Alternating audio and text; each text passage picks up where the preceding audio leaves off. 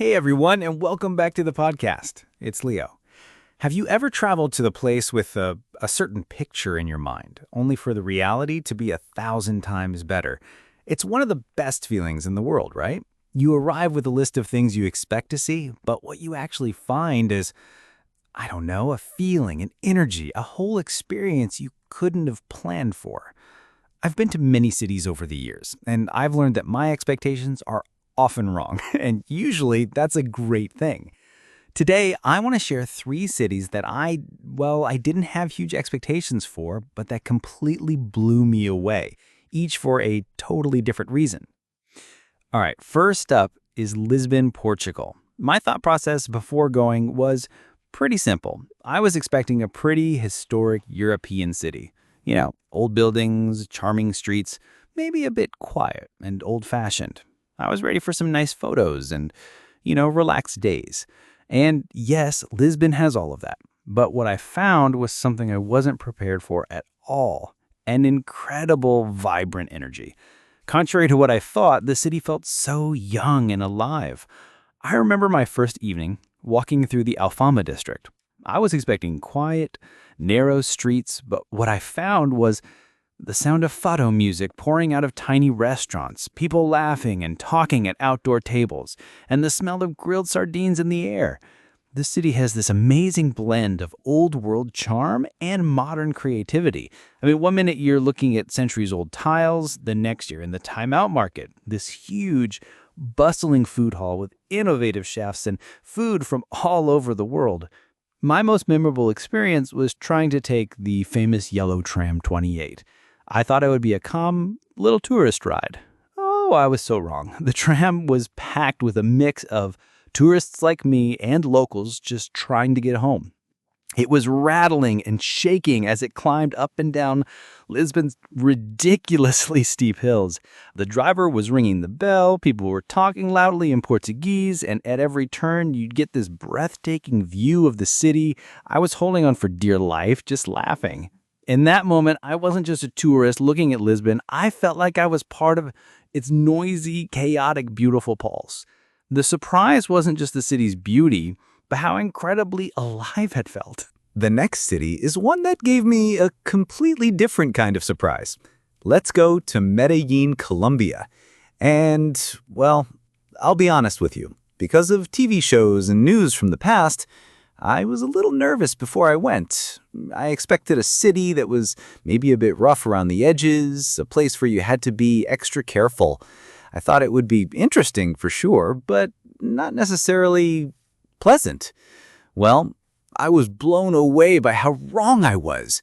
The Medellín I found was modern, innovative, and filled with some of the friendliest people I have ever met. They're called paisas. The first thing that struck me was the public transport. They have this amazing metro system, but the coolest part is the metro cable, a system of cable cars that goes up the sides of the mountains.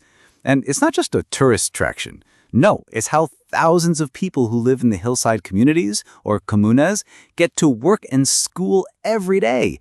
It's a symbol of how the city has invested in connecting everyone. I decided to take the metro cable up to a neighborhood called Comuna 13. Years ago, this place had a reputation for being one of the most dangerous places in the world. And as I was going up, I really didn't know what to expect. But when I got off, what I found was a vibrant open-air art gallery. The entire neighborhood is covered in incredible, colorful graffiti that tells the story of the community's transformation. There were street performers, musicians, and local guides sharing their stories with pride. The area even has a series of outdoor escalators to help residents get up the steep hill. It was unbelievable. I was walking around this neighborhood, which I thought would be scary, and all I felt was hope and resilience. If I hadn't gone, I would have never known about this powerful story of change. Medellín's surprise wasn't just that it was safe, it was that it was genuinely inspiring. All right, from my last city, we're heading to a place I knew almost nothing about before I arrived, Ljubljana, the capital of Slovenia. I couldn't even pronounce it correctly at first. My expectations were basically a blank slate. I guess I figured it would be a standard, small, Eastern European capital. maybe a little gray, a bit serious. But when I arrived, it felt like I had accidentally walked into a real-life fairy tale. The city is stunningly beautiful, but in a very calm, gentle way. The first thing I noticed is how green it is. It was named the European Green Capital a few years ago, and you can see why.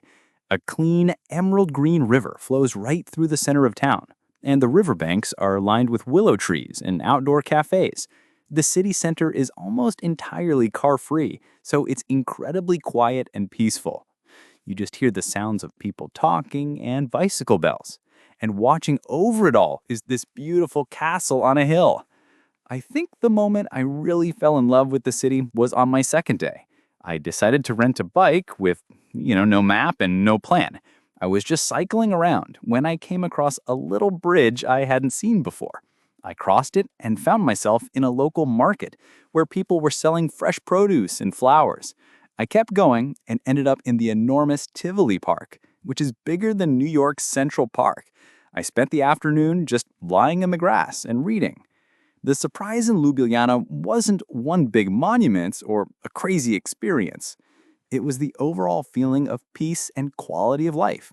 It felt like a city designed for tourists, and more like a city designed for people to actually live in and enjoy. It was a completely charming and unexpected gem. So, a vibrant city that I expected to be sleepy, an inspiring city that I expected to be dangerous, and a fairy tale city that I expected to be, well, nothing special. Lisbon, Medellín, and Ljubljana. They couldn't be more different, but they all taught me the same lesson. The best part of travel is often the space between your expectations and the reality. It's a good reminder to travel with an open mind. Do your research, of course, but leave room to be surprised. Let a place show you what it's really about.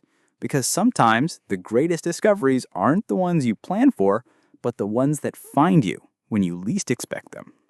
Thanks for listening. Until next time.